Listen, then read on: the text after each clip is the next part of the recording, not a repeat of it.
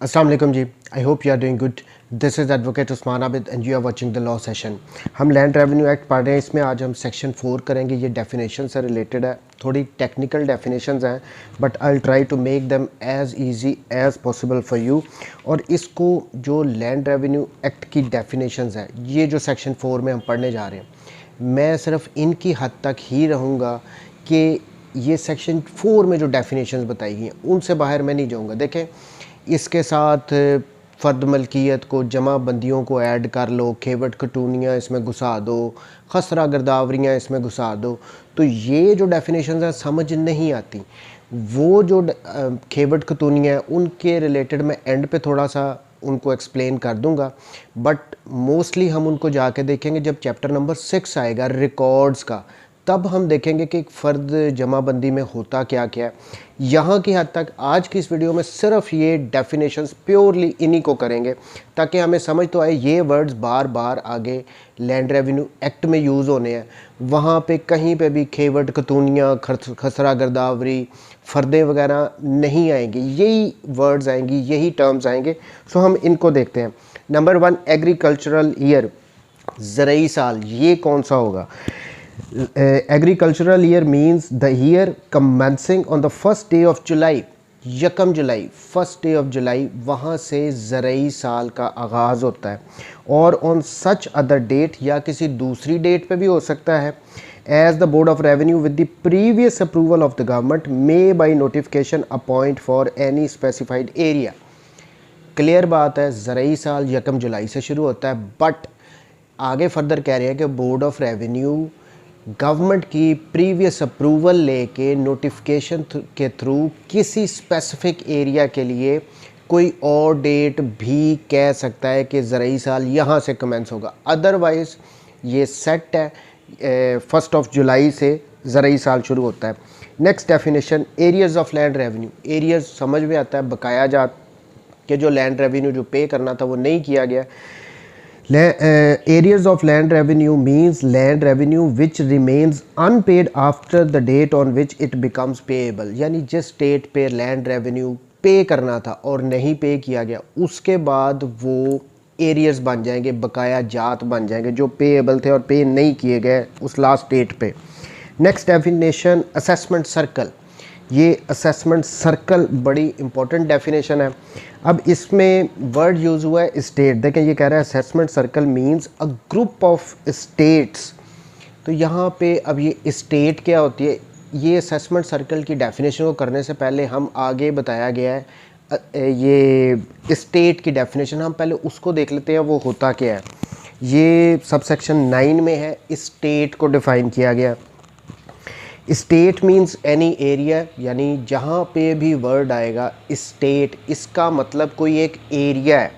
अब उसके लिए regarding number 1, for which a separate record of rights has been made, जिस एक ऐसा एरिया जिसके लिए सेपरेट अलग सा रिकॉर्ड्स ऑफ राइट बनाया जाता है, उस एरिया को स्टेट कहेंगे। Secondly, which has been separately assessed to land revenue, और उस एरिया को सेपरेटली असेस भी किया जाता है उससे लैंड रेवेन्यू कलेक्ट करने के लिए, दूसरी बात आ गई।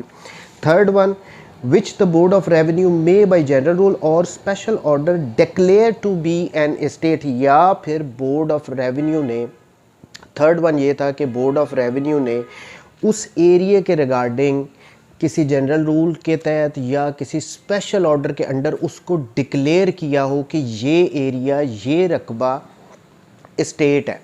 स्टेट को अगर आम ज़ुबान में कहें तो मौज़ा मुहाल जो होते हैं उनको स्टेट कहते हैं।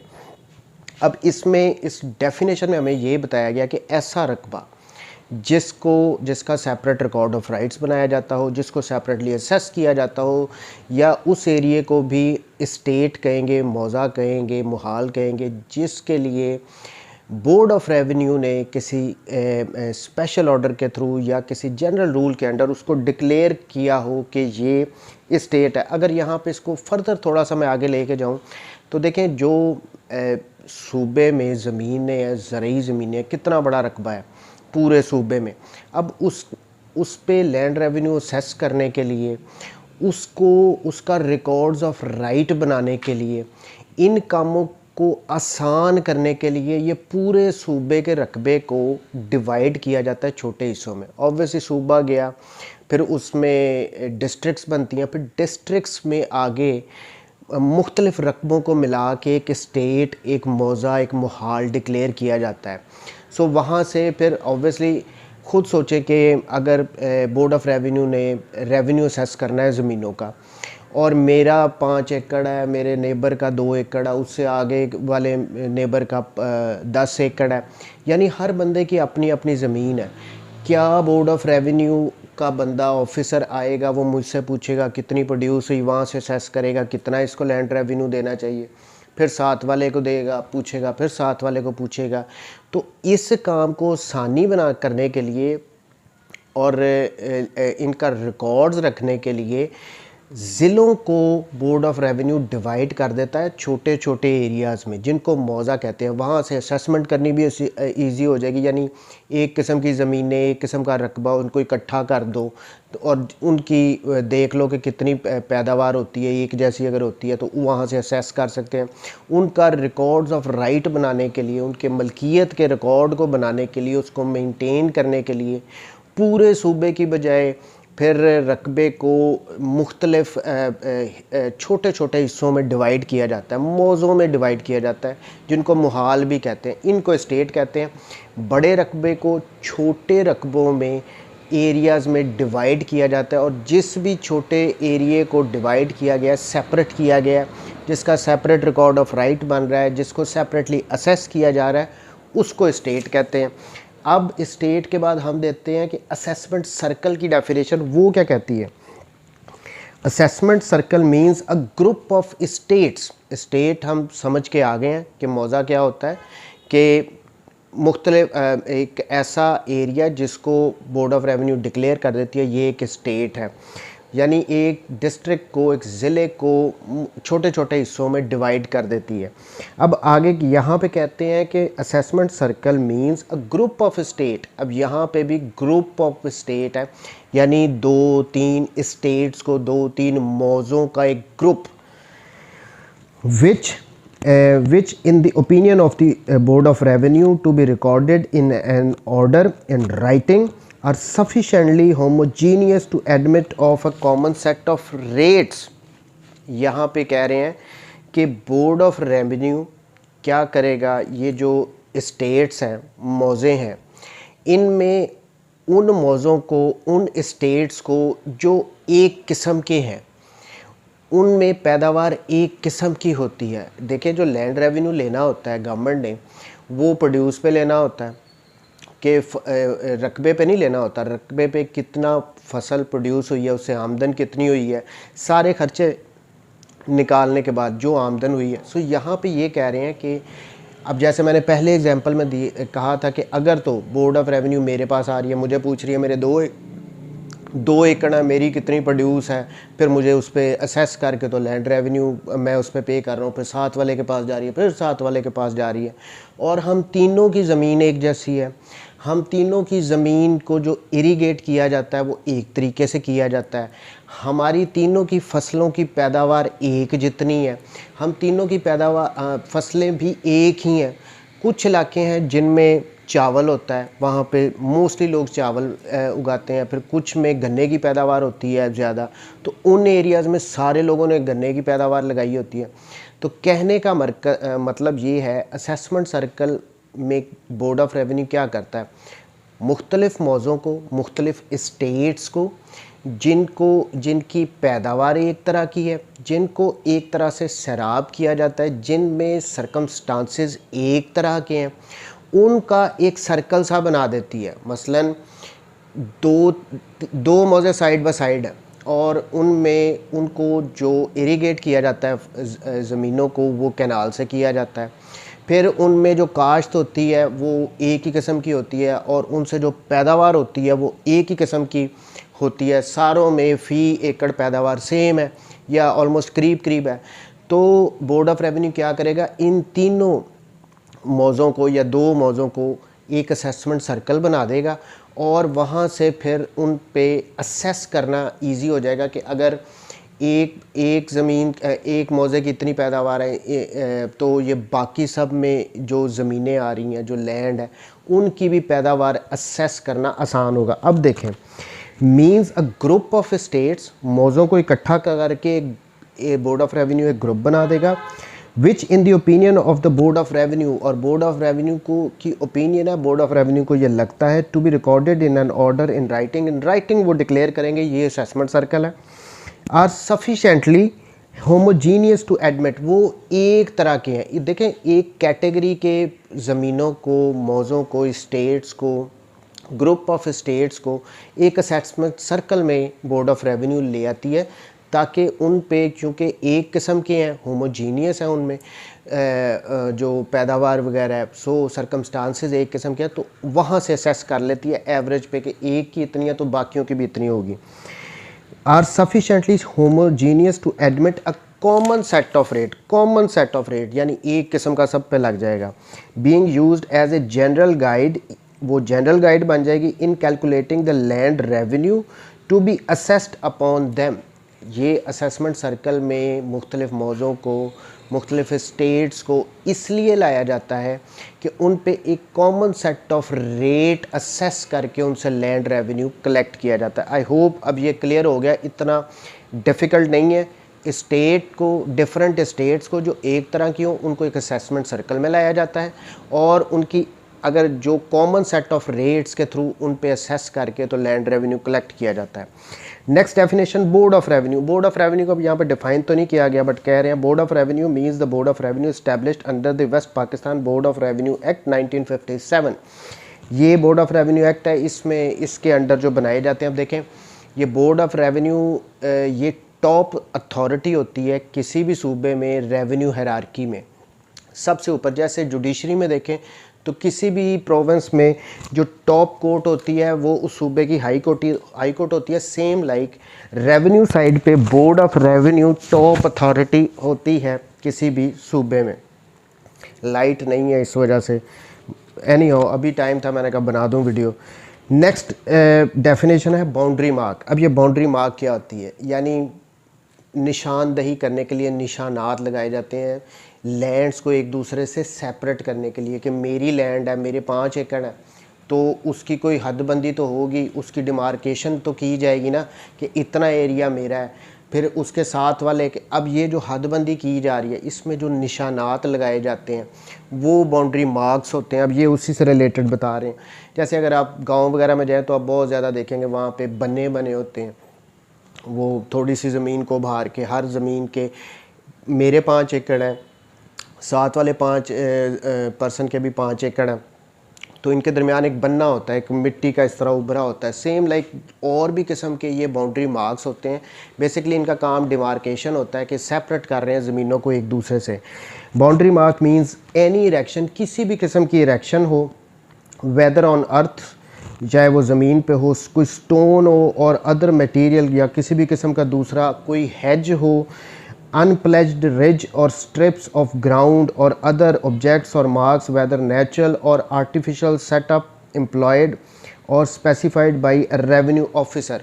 सिंपल बात है, चाहे वो नेचुरल वे में है, चाहे वो आर्टिफिशियली कोई मार्क्स लगाए गए हैं ज़मीनों में डिवीज़न करने के लिए, उनको एक दूसरे से सेपरेट करने के लिए, उनको बाउंड्री मार्क कहते हैं। अब इनमें बन्ने आते हैं। सबसे ज़्यादा मसले वैसे ज़राई ज़मीनों में ना बन्ने के होते हैं।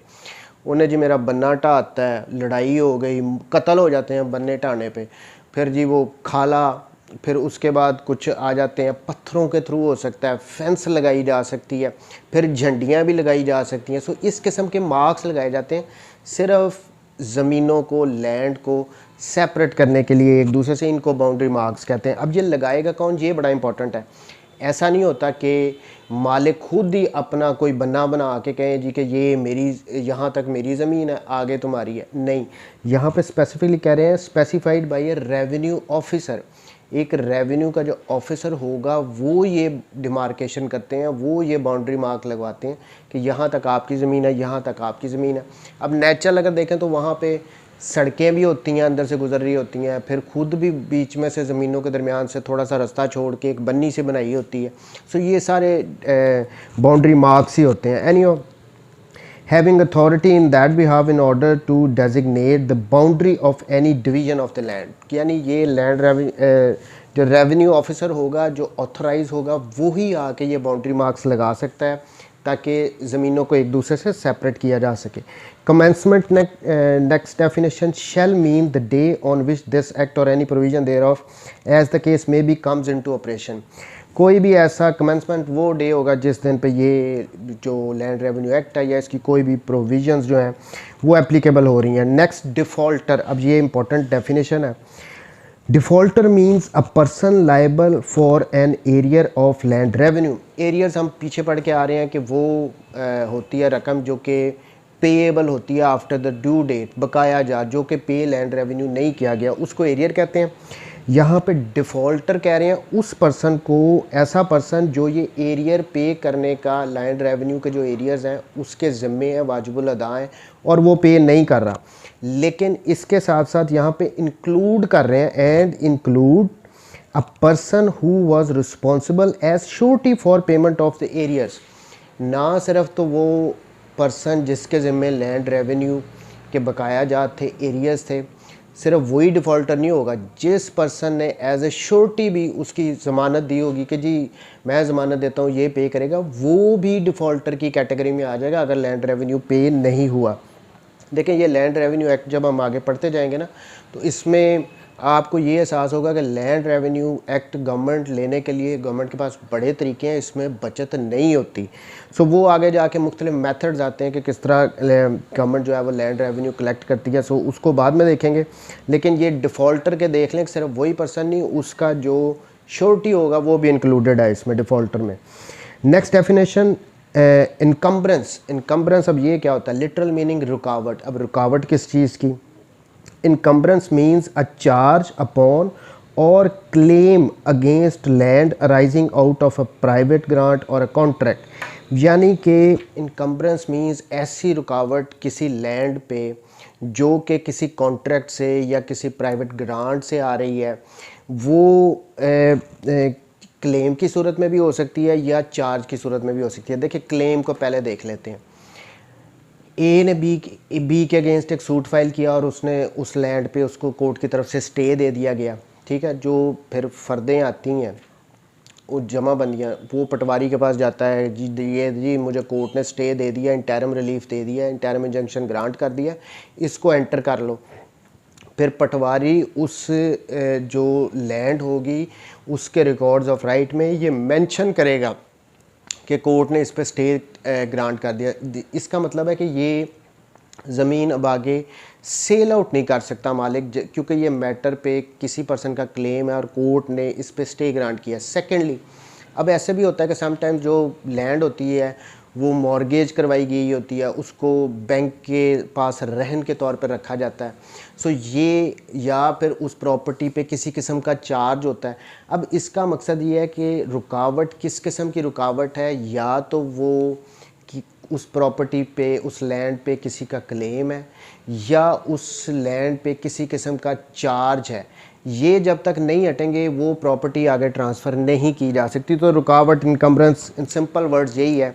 इसको उर्दू में कहते हैं वरी अज़ मुआवजा हर किस्म। जब भी किसी ने किसी से कोई लैंड वगैरह बाई करनी हो तो हमेशा वो कहते हैं कि मुझे हर किस्म के चार्ज से, इनकम्बरेंस से फ्री चाहिए ये लैंड या प्रॉपर्टी के इस पे ना तो कोई कोर्ट का स्टे हो, ना ये प्रॉपर्टी पे किसी किस्म का चार्ज हो, ना ये प्रॉपर्टी मॉर्गेज्ड हो।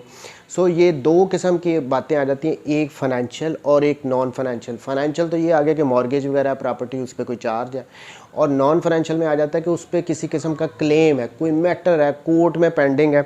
सो लैंड को अगर तो उस पर इनकम्बरेंस है, उसका मतलब है कि उस पर इस किस्म की रुकावटें हैं। इनकम्बरेंस बड़ा सिंपल था, और ये रुकावटें जब तक नहीं हटाई जाएंगी तब तक उसको आगे फर्दर ट्रांसफ़र नहीं किया जा सकता। Next definition state. स्टेट को हमने कर लिया है।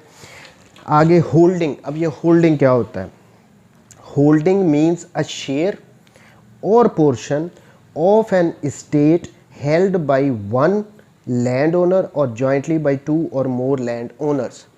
देखें सिंपली हमने पहले पढ़ा था कि जो लैंड को है किसी सूबे में डिवाइड किया जाएगा स्टेट्स में, जिनको हम मौज़ा या महाल कहते हैं, ऐसे ही था, ताकि उन पे लैंड रेवेन्यू असेस करना बोर्ड ऑफ रेवेन्यू वगैरह को इजी हो जाएगा, उनके रिकॉर्ड्स को मेंटेन करना इजी हो जाएगा, उन लैंड्स को लोकेट करना, उनका एड्रेस वहाँ तक पहुँचना इजी हो जाएगा। इसलिए छोटे छोटे उनको स्टेट्स में डिवाइड करता है बोर्ड ऑफ रेवेन्यू। अब यहाँ पे उस एक स्टेट में किसी ओनर का जो पोर्शन है, जो शेयर है, वो उसकी होल्डिंग है। सिंपल वर्ड्स में, अगर एक मौज़ा है या एक स्टेट है, उसमें मेरा 5 एकड़ रकबा है, तो वो 5 एकड़ होल्डिंग कहलाएगा मेरी, मैं उसका मालिक हूँ। और हो सकता है एक होल्डिंग के को शेयर्स भी हों, यानी 2, 3, 5 एकड़ के मेरे साथ मेरे भाई भी मालिक हैं, तो वो को शेयर। सो होल्डिंग वो होगी जो एक मौज़े के अंदर किसी पर्सन का, किसी ओनर का जो रकबा होगा, उसको होल्डिंग कहते हैं सिंपल वर्ड्स में। स्टेट जो बड़े रकबे को, डिस्ट्रिक्ट को बोर्ड ऑफ रेवेन्यू डिवाइड कर रही है छोटे पोर्शंस में, और उस स्टेट में जो किसी मालिक का रकबा होता है, उसका पोर्शन होता है, उसका शेयर होता है, उसको होल्डिंग कहते हैं। बड़ा सिंपल सा है, इसमें कोई इतनी टेंशन वाली बात नहीं है। Next 10A irrigated land. अब इरीगेटेड लैंड कौन सी होगी? Means land irrigated by canal, canal के थ्रू जिस लैंड को इरीगेट किया जाता हो, सैराब किया जाता हो, ट्यूबवेल के थ्रू, वेल के थ्रू, लिफ्ट स्प्रिंग, इसको चश्मा कहते हैं, टैंक, और by any other artificial means of irrigation, या किसी भी किस्म के दूसरे आर्टिफिशियल मीन्स से जिस लैंड को इरीगेट किया जाता है, उसको इरीगेटेड लैंड कहते हैं। देखिए, जो इरीगेटेड लैंड होती है ना, उस पे लैंड रेवेन्यू ज़्यादा पे करना होता है। जो अनइरीगेटेड लैंड होती है, उस पे लैंड रेवेन्यू कम होता है। सो ये इरीगेटेड लैंड कह रहे हैं कि जो भी सैराब की जा रही है किसी कैनाल से, ट्यूबवेल से, किसी कुएँ से, किसी चश्मे से, या किसी भी किस्म के आर्टिफिशियल तरीके से कोई लैंड को अगर तो इरीगेट किया जा रहा है, तो वो इरीगेटेड लैंड की कैटेगरी में आ जाएगी। नेक्स्ट कानूगो। अब ये कानून गो, इसको आम ज़ुबान में कानूगो कहते हैं, लेकिन ये असल वर्ड है कानून गो। अब इसकी डेफिनेशन में बताया गया है, shall be deemed to include a supervising tapedar. अब ये देखें, जो तहसीलदार से नीचे होता है कानून गो, उसके नीचे होता है पटवारी। पटवारी और तहसीलदार के दरमियान में जो पर्सन होता है, उसको कानून को कहते हैं। इसका बेसिकली काम क्या होता है कि ये जो भी रिकॉर्ड्स वगैरह बनाए जाते हैं, मेंटेन किए जाते हैं पटवारी की तरफ से, उनकी वेरिफिकेशन इसकी तरफ से की जाती है। फिर उसके बाद जो भी कानूनी मैटर्स होते हैं, उनमें ये पर्सन कानून को गाइड करता है, किसको? पटवारी को। सो ये in the middle between, middle में होता है तहसीलदार और पटवारी के। अब आगे जो 2 डेफिनेशन आ रही हैं ना, ये बहुत इंपॉर्टेंट है। Landlord and land owner. Landlord, अब इस डेफिनेशन को देखते हैं। Landlord means a person under whom a tenant holds land. एक ऐसा बंदा जिसके अंडर एक टेनेंट, एक मुजारा ज़मीन को होल्ड कर रहा है, and to whom the tenant is or but for a special contract would be liable to pay rent for that land. और वो मुजारा जो है किसी कॉन्ट्रैक्ट के अंडर, उस वो जो टेनेंट है, उस पर्सन को रेंट वगैरह पे कर रहा है। पहली बात कि ऐसा पर्सन जिसके अंडर कोई मुजारा है, कोई टेनेंट है, और वो टेनेंट उस पर्सन को रेंट पे कर रहा है, उसको लैंडलॉर्ड कहेंगे। And shall include a lessee for of such person. और इसमें इंक्लूड वो साथ कर रहे हैं लेसी को भी। अब ये लेसी वो होता है कि लीज़ पे ज़मीन को देना। पहले जो टेनेंट होता है वो शॉर्ट टर्म के लिए एक पर्सन अपनी ज़मीन को देता है, किसी मुजारे को ठेका देता है कि साल का हो सकता है, 2 साल का हो सकता है, 2 फसलों का हो सकता है, 4 फसलों का हो सकता है, शॉर्ट पीरियड के लिए।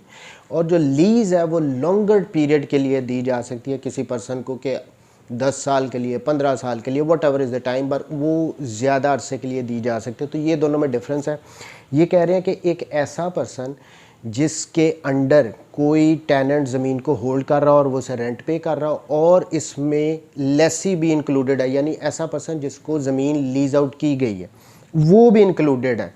और आगे कहते हैं and the predecessor and successors in interest of such person, और ऐसा पर्सन जिसके अंडर कोई टेनेंट है या जिसके अंडर कोई लेसी है, उसके उस पर्सन के प्रीडिसेसर्स और सक्सेसर्स जो होंगे वो भी इंक्लूड होंगे, वो भी लैंड लॉर्ड्स ही कहलाएंगे।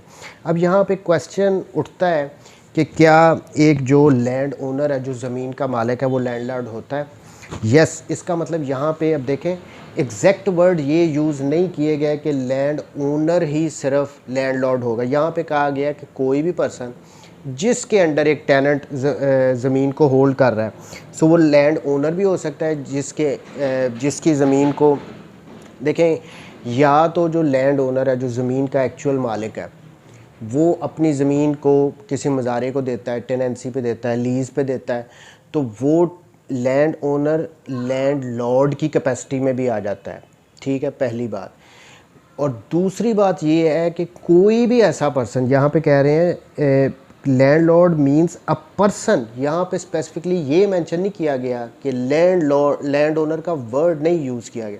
यहाँ पे दूसरा मकसद ये निकलता है कि कोई भी ऐसा पर्सन, चाहे वो ओनर हो उस लैंड का या ना हो, वो उसके अंडर कोई टेनेंट हो। सो दोनों तरफ मीनिंग निकल गया कि ओनर अगर तो लैंड ओनर जो ज़मीन का मालिक है वो टेनेंसी का अगर एग्रीमेंट करता है, टेनेंट अपने नीचे रखता है या ज़मीन को लीज आउट करता है, तो वो दोनों कैपेसिटी में आ जाएगा। वो लैंड ओनर भी होगा, एट द सेम टाइम वो लैंड लॉर्ड भी होगा।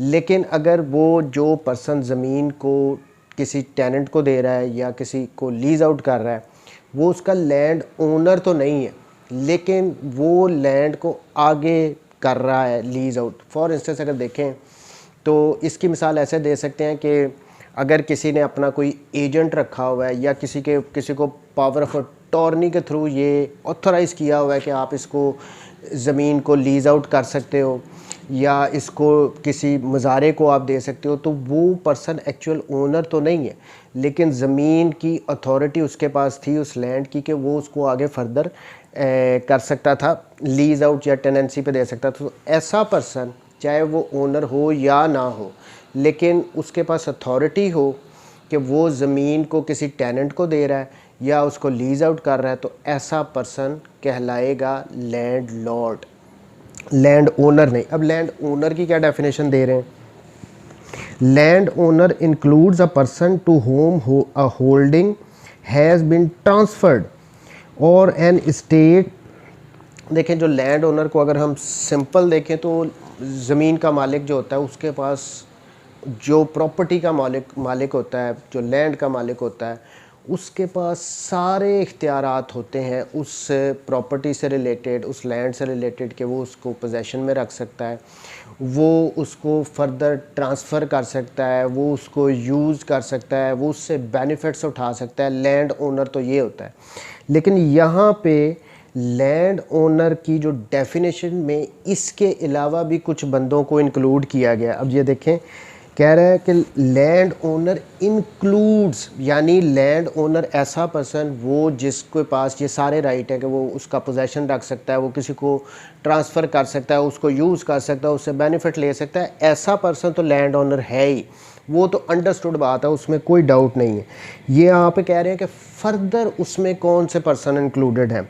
लैंड ओनर इंक्लूड्स, इसमें वो पर्सन भी शामिल है, a person to whom a holding has been transferred, जिसको के कोई होल्डिंग ट्रांसफ़र की हो।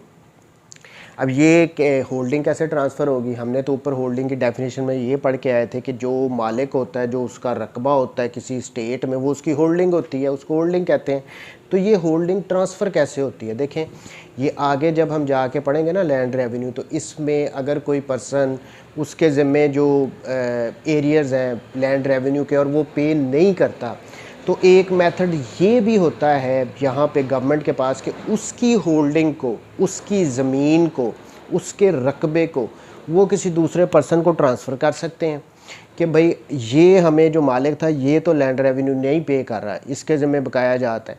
ऐसा करो कि आप इस ज़मीन को काश्त करो, इसमें से आप पहले तो हमारा लैंड रेवेन्यू जो इसके ज़िम्मे था वो पे करोगे, और साथ फिर आप इसमें से अपना भी जो भी आपका बनता है प्रॉफिट वगैरह आप वो भी लो। सो इस तरह लैंड रेवेन्यू को रिकवर करने के लिए ज़मीन को, लैंड को सम टाइम्स ट्रांसफ़र भी किया जा सकता है किसी थर्ड पर्सन को। वो सारे प्रोसीजर्स आगे जाके हम देखेंगे, लेकिन यहाँ पे कह रहे हैं कि वो मालिक, लैंड ओनर का मतलब वही नहीं जिसके पास पोजेसन है, जो असल मालिक है, उसके अलावा वो पर्सन भी होगा जिसको वो होल्डिंग, वो ज़मीन ट्रांसफ़र की गई है। अब ट्रांसफ़र किस लिए की गई है? लैंड रेवेन्यू रिकवर करवाने के लिए। Or an estate or holding has been let in farm under this act, यानी इस एक्ट के अंडर मैंने आपको बता दिया कि कैसे होल्डिंग को ट्रांसफ़र किया जाना है लैंड रेवेन्यू रिकवर करने के लिए। आगे कह भी रह रहे हैं, for the recovery of an arrear of the land revenue of a such recoverable as such an arrear and any other person. यहाँ पे क्लियर उन्होंने बता दिया, मैंने आपको पहले ही कह दिया कि आगे जाके हम पढ़ेंगे। वो कह रहे हैं कि अगर असल मालिक के अलावा ऐसा पर्सन जिसको होल्डिंग ट्रांसफ़र की है कि आप गवर्नमेंट ने कि यहाँ से हमने अपने लैंड रेवेन्यू रिकवर करने हैं जो कि एरियर में थे, वो पर्सन भी लैंड ओनर की डेफिनेशन में आ रहा है जिसको ऐसी होल्डिंग ट्रांसफ़र की गई है। आगे फर्दर कह रहे हैं, एंड एनी अदर पर्सन, या कोई भी दूसरा आदमी who is in possession of an estate, या जो कि किसी भी स्टेट के पोजेसन में है, or any share portion thereof, या उसमें इसमें एक और ऐसा पर्सन भी होगा जिसके पोजेसन में कोई होल्डिंग है, कोई स्टेट है जिस पे उसका कब्ज़ा है, or in the enjoyment of any part of the profits of an estate, या वो उस स्टेट से इंजॉय कर रहा है जो भी उसके प्रॉफिट्स वगैरह आ रहे हैं, but does not include a tenant, लेकिन इसमें टेनेंट लैंड ओनर कभी नहीं बनेगा, वो उसके लिए क्लियर लिखा है। सो लैंड ओनर की डेफिनेशन को देखें तो इसमें तीन बातें आ जाती हैं। एक तो एक्चुअल ओनर जो कि उसको पोजेस कर सकता है लीगली, उसको यूज़ कर सकता है, उसको ट्रांसफ़र कर सकता है, उससे बेनिफिट ले सकता है, एक्चुअल ओनर। उसके बाद दूसरा वो पर्सन भी लैंड ओनर की डेफिनेशन में आ रहा है जिसको होल्डिंग, वो ज़मीन, वो लैंड ट्रांसफ़र की गई है रिकवर करने के लिए लैंड रेवेन्यू। और तीसरा ऐसा पर्सन भी वो कह रहे हैं जो कि उस स्टेट के किसी पोर्शन के पोजेसन में है और उससे वो प्रॉफिट्स वगैरह एंजॉय कर रहा है, लेकिन इसमें टेनेंट इंक्लूड नहीं है। सो लैंडलॉर्ड और लैंड ओनर डिफरेंट हैं लैंड रेवेन्यू के अकॉर्डिंगली, इनकी डेफिनेशंस डिफरेंट हैं। अगर किसी भी पर्सन को, चाहे वो लैंड ओनर है या नहीं है, वो अपनी लैंड किसी थर्ड पर्सन को टेनेंसी के अंडर किसी मज़ारे को दे रहा है, उससे वो रेंट रिसीव कर रहा है या लीज आउट कर रहा है, तो वो पर्सन लैंडलॉर्ड होगा। वो लैंडलॉर्ड की डेफिनेशन में आएगा, चाहे वो मालिक हो या ना हो। नेक्स्ट अब डेफिनेशन आ जाती है लैंड रेवेन्यू की। लैंड रेवेन्यू क्या होता है? Land revenue means land revenue assessed और असेसेबल अंडर दिस एक्ट, यानी ऐसा लैंड रेवेन्यू वो होगा जिसको असेस कर लिया गया हो या जो असेसेबल होगा उसको लैंड रेवेन्यू कहेंगे। Or under any other law for the time being enforced relating to the land revenue and includes any rates imposed on account of increase in the value of the land due to irrigation.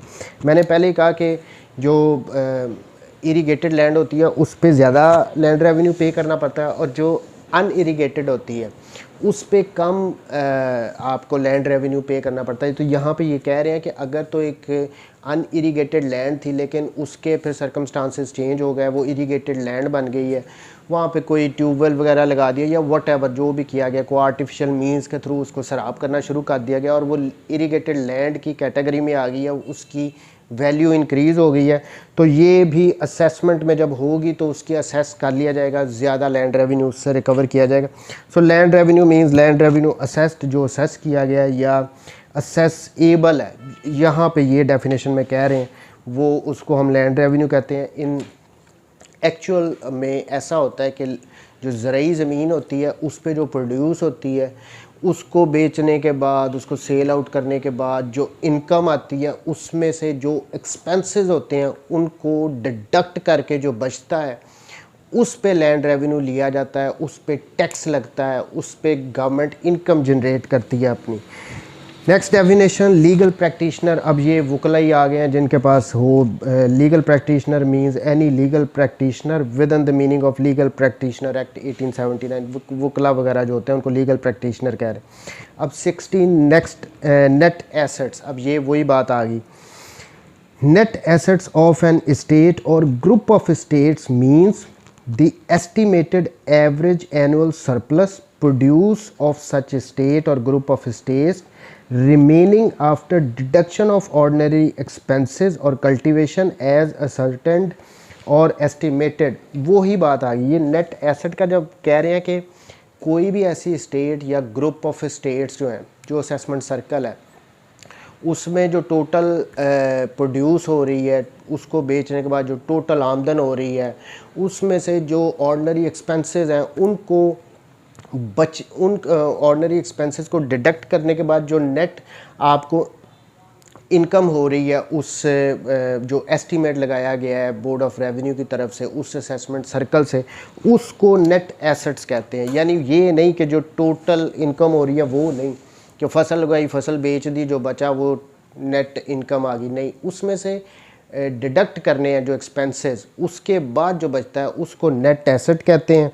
और उस पे फिर land revenue लिया जाता है board of revenue की तरफ से। अब ये स्टेट्स किसी एक मौजे का, किसी एक स्टेट का या किसी ग्रुप ऑफ स्टेट्स, यानी असेसमेंट सर्कल अगर बना लिया गया तो उसमें जनरली ये एस्टीमेट लगाया जाता है कि इस पूरे स्टेट की, इस ग्रुप ऑफ स्टेट्स की इनकम कितनी है, उसमें से नेट एसेट्स कितने बचते हैं, उस पे फिर एक एवरेज के हिसाब से लैंड रेवेन्यू लिया जाता है।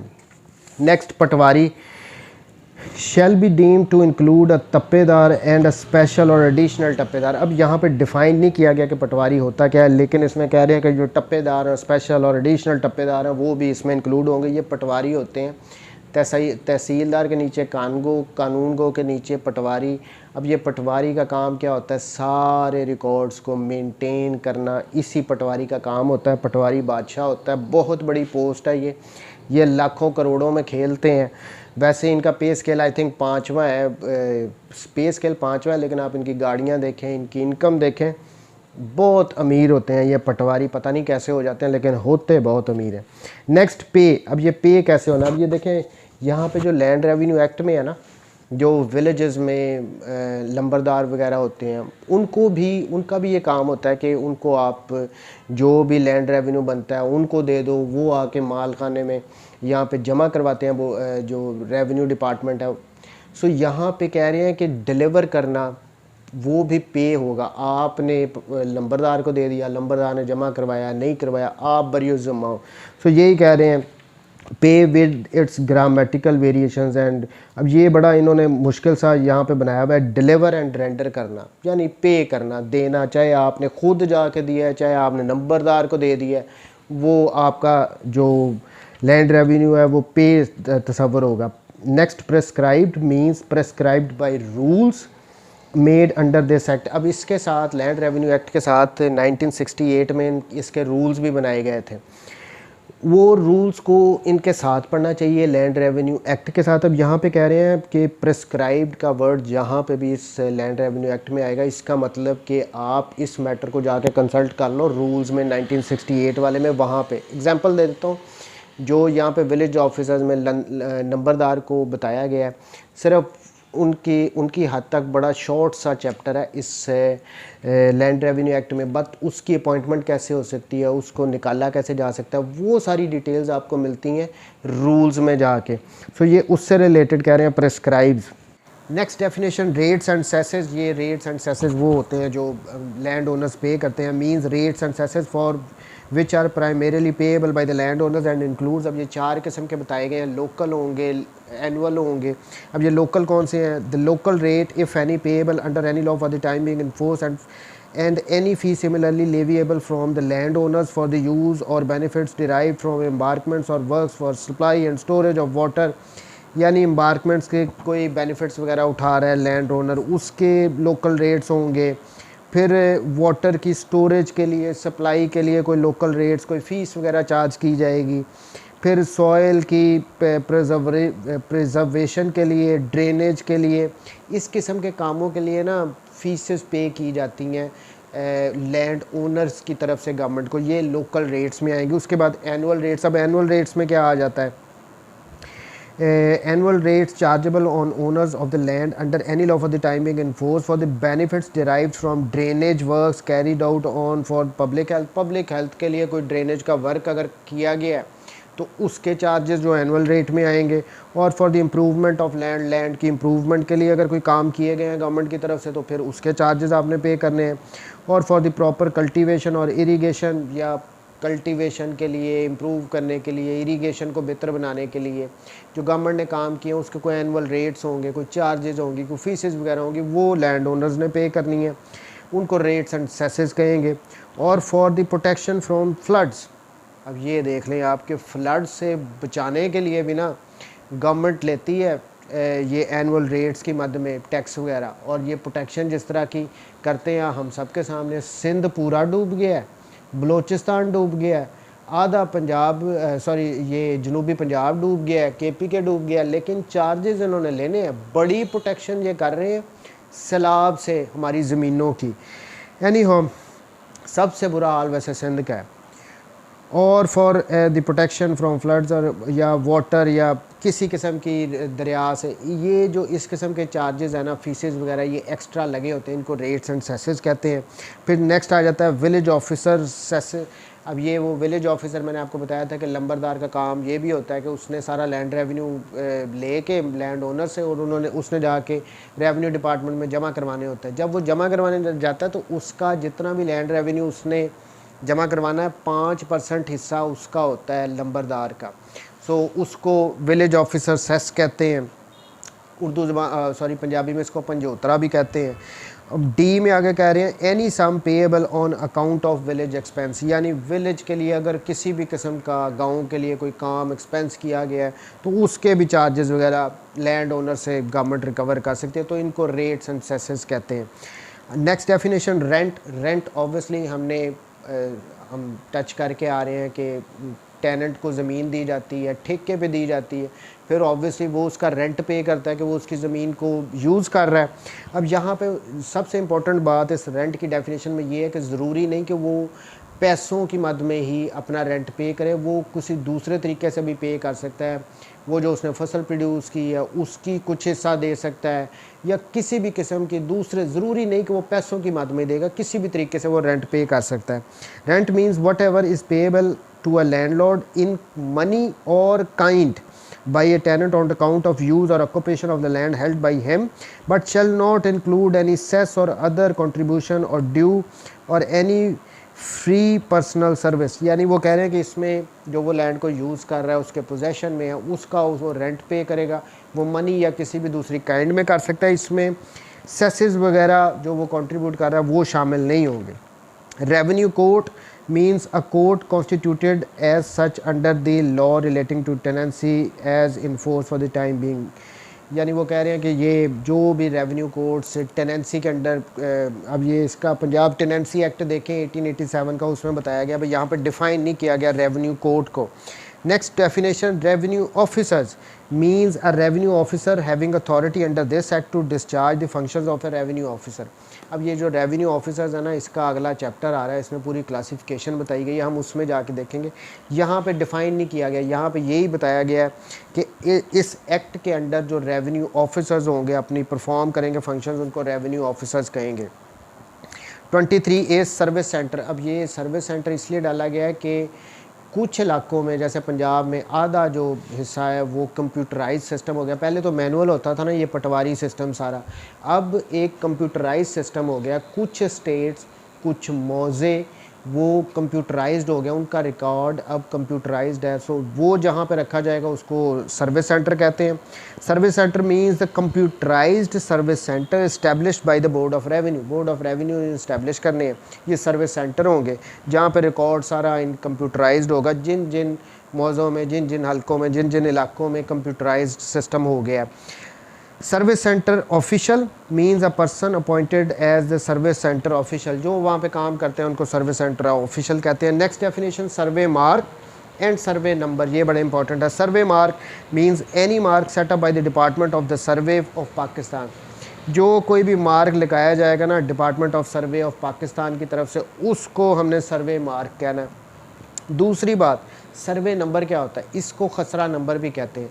सिंप्लीफाई करें तो हर एक ज़मीन को एक खसरा नंबर दिया जाता है, उसको एक नंबर अलॉट किया जाता है जो कि फ़िक्स होता है। वो खसरा नंबर कभी भी चेंज नहीं होता। उसी खसरा नंबर के ज़रिए उस पर्टिकुलर ज़मीन की पहचान होती है। अगर उसको पता करना हो कि वो कहाँ पे है हम ज़मीन का, अगर तो हमेशा रिकॉर्ड में भी हमने उसको ढूंढना हो तो हम खसरा नंबर बताते हैं कि इस खसरा नंबर में होगा। सो ये उसी की बात कर रहे हैं। सर्वे नंबर और खसरा number means a portion of land of which the area is separately entered an indicative number in the records of rights। जो records of right है ना, जो मलकियत के रिकॉर्ड रखे गए हैं, उनमें एक ज़मीन का, एक पर्टिकुलर ज़मीन का एक स्पेशल इंडिकेटिव नंबर दिया जाता है जो जिससे उसकी पहचान होती है, उसको खसरा नंबर कहते हैं। मैं वो फ़र्द जमाबंदी में नहीं जाता हूँ, वहाँ भी खसरा नंबर होता है, वो ज़मीन का नंबर होता है। उसमें फिर खेवड़ नंबर होता है। खेवड़ नंबर वो नंबर होता है जो मालिक ज़मीन का नंबर होता है। फिर खतूनी नंबर होता है। खतूनी नंबर वो नंबर होता है जो काश्त उस ज़मीन को कर रहा होता है, उसको खतूनी नंबर कहते हैं। सर्वे नंबर ज़मीन का नंबर, खेवड़ नंबर मालिक को जो नंबर अलॉट होता है, खतूनी नंबर जो उसको काश्त कर रहा होता है उस ज़मीन को, उसका नंबर होता है। फिर खसरा गिरदावरी, सिंपली अगर जाएँ तो खसरा गिरदावरी ये होती है कि इसको इंग्लिश में कहते हैं क्रॉप्स इंस्पेक्शन रजिस्टर। उसमें ये होता है कि जो उस ज़मीन को काश्त कौन कर रहा है, कल्टीवेट कौन कर रहा है, ये हमें खसरा गिरदावरी से पता लगता है। देखिए, जब भी हमने पोजेशन को इस्टेब्लिश करना होता है ना कोर्ट में, तो डेफिनेटली हमने लाजमी खसरा गिरदावरी को कोर्ट में प्रोड्यूस करना होता है कि ये देख लें जी, खसरा गिरदावरी में मैं इसको काश्त करता आ रहा हूँ, मेरा पोजेशन है। तो ये खसरा गिरदावरी होती है। सर्वे नंबर ज़मीन का जो नंबर होता है। Next definition, tenant. अब ये टेनेंट कौन है? ऑब्वियसली जिसको ज़मीन ठेके पे दी जा रही है, टेनेंसी के कॉन्ट्रैक्ट के अंदर दी जा रही है, उसको टेनेंट कहते हैं। लेकिन अब इसमें कौन कौन से पर्सन शामिल नहीं है इस लैंड रेवेन्यू एक्ट के अंदर, वो ज़्यादा इंपॉर्टेंट है। Tenant means a person who holds land under another person, जो किसी दूसरे पर्सन की ज़मीन को होल्ड कर रहा है or is for a special contract would be liable to pay rent for of that. उसका वो लाइबल है, उसकी लाइबिलिटी है कि वो ज़मीन को यूज़ कर रहा है तो उसने उसका रेंट पे करना है। ऐसे पर्सन को टेनेंट कहेंगे। And includes the predecessors and successors in interest of such person and does not include. अब ये इंपॉर्टेंट है कि 3 किस्म के बंदे बताए गए हैं जो कि इंक्लूड नहीं होंगे टेनेंट की डेफिनेशन में। Number 1, a mortgagee of the rights of land owner. एक ऐसा मॉर्गेजी जिसके पास लैंड ओनर के राइट्स हों, वो भी टेनेंट नहीं होगा। A person to whom a holding has been transferred. ये वही बात आ गई कि जिस पर्सन को होल्डिंग ट्रांसफ़र की गई है लैंड रेवेन्यू को रिकवर करने के लिए, वो भी टेनेंट की डेफिनेशन में नहीं आता। Third one, a person who takes from government a lessee of unoccupied land for the purpose of subletting it. कि गवर्नमेंट से अगर कोई पर्सन ज़मीन लेता है लीज़ पे इस पर्पज़ के साथ कि उसने आगे उसको सब लेट करना है, तो वो भी टेनेंट की डेफिनेशन में नहीं आता। टेनेंसी मींस, अब ये टेनेंसी की डेफिनेशन है। Tenancy means a parcel of land held by a tenant under one lease or one set of conditions. ये देखें, जो कोई भी ज़मीन का एक टुकड़ा है ना, वो जब किसी दूसरे पर्सन को ठेके पे देते हैं, टेनेंसी एग्रीमेंट हो जाता है, उसको टेनेंसी कहते हैं कि वो ठेके पे जो दे रहे हैं। अब हर ज़मीन के लिए सेपरेट टेनेंसी एग्रीमेंट होगा, सेपरेट कंडीशंस होंगी। ये उसी की बात कर रहा है। Means a parcel of land held by a tenant under one lease or one set of condition. सो जो भी उसको टेनेंसी कहते हैं। अब ये इसको फर्दर अगर हमने जाना इसकी डिटेल में, वो टेनेंसी का एक्ट पढ़ना पड़ता है। बहरहाल टेनेंट वो है जिसने ठेके पे ज़मीन ली है लैंड ओनर से या लैंडलॉर्ड से, फिर उसने रेंट भी उसका पे करना है और जो उनके दरमियान एग्रीमेंट होगा उसको टेनेंसी एग्रीमेंट कहेंगे, टेनेंसी कहेंगे। Next definition 27A, unirrigated land. अब ये इसमें कौन सी लैंड होगी? Unirrigated land. अब ये पंजाब की अमेंडमेंट है। Unirrigated land means land other than irrigated land, जो हम पीछे पढ़ के आए हैं 10A में, आई थिंक वो इरीगेटेड लैंड है। उसके अलावा जितनी भी ज़मीन होगी वो अनइरीगेटेड लैंड होगी। और इसमें कौन सी और ज़मीनें भी शामिल होंगी? And includes land fed by rains, जो रेन से फ्लड से सराब हो रही है, हिल टॉरेंट्स वो जो ऊपर से पानी आता है उससे, और जो अनकल्टिवेबल होगी यानी बंजर ज़मीन होगी वो भी अनइरीगेटेड लैंड में आएगी, वेस्ट लैंड, ये सारी लैंड जो है ये अनइरीगेटेड लैंड की डेफिनेशन में आती हैं। Last definition village officers. अब ये विलेज ऑफिसर्स में कौन है? Village officers means any person appointed under this act whose duty is to collect or supervise the collection of the revenue of an estate and include. अब ये hierarchy में देखें ना तो ये कह रहे हैं कि ऐसे विलेज ऑफिसर्स ऐसे बंदे होंगे जिनका काम ये होगा, उन्होंने रेवेन्यू को कलेक्ट करना है और कलेक्शन के इस प्रोसेस को सुपरवाइज़ करना है। अब ये कौन कौन से हैं?